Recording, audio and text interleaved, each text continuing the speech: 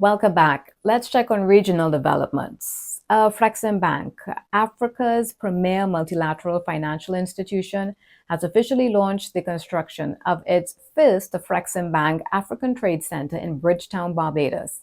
This landmark 180 million US dollar project marks the first AATC outside Africa, and it represents a significant step in enhancing trade relations between Africa and the CARICOM region. The AATC will occupy 6.4 acres at the site of Barbados's former Ministry of Health and will include a Afreximbank's CARICOM office, a conference center, a technology and SME incubator, a digital trade gateway, a 100-room hotel, and a trade exhibition center. Upon its completion in about 2.5 years, the project is expected to generate approximately 1,000 construction jobs and create 300 permanent positions. During the groundbreaking ceremony, Barbados's Prime Minister Mia Amor Motley emphasized the site's historical importance. The AATC is part of Afreximbank's Global Africa Initiative, which aims to facilitate trade among developing nations by connecting commercial hubs across Africa and the Caribbean.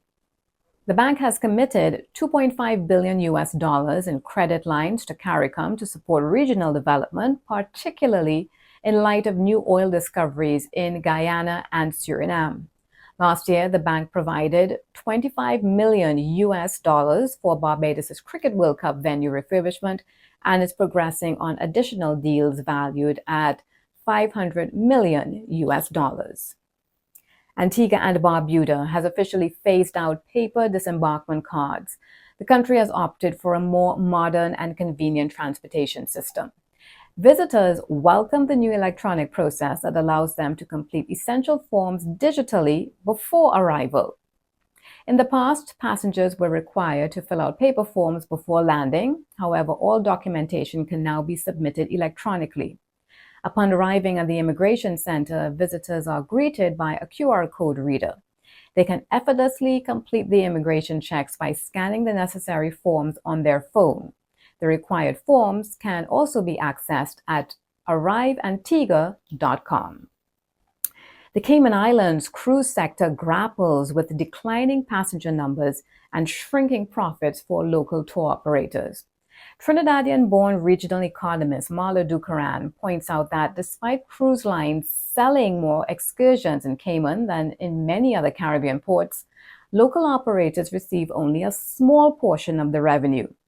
Ms. Ducaran cautions that constructing expensive cruise piers, as the government proposes, may not address these challenges. Data reveals that 65% of Caribbean ports with piers still face falling passenger numbers due to global trends like shorter cruises and decreased passenger spending. She highlights the uneven distribution of profits, with cruise lines benefiting significantly more from excursions than local operators. Instead of investing in piers, she advocates for government assistance in helping operators secure better terms.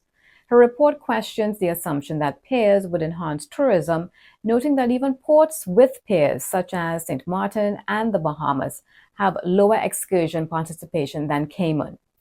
Ms. Ducaran emphasizes the need for strategies to support local businesses rather than relying on piers to solve the sector's issues. Stick around, there's more news after this break.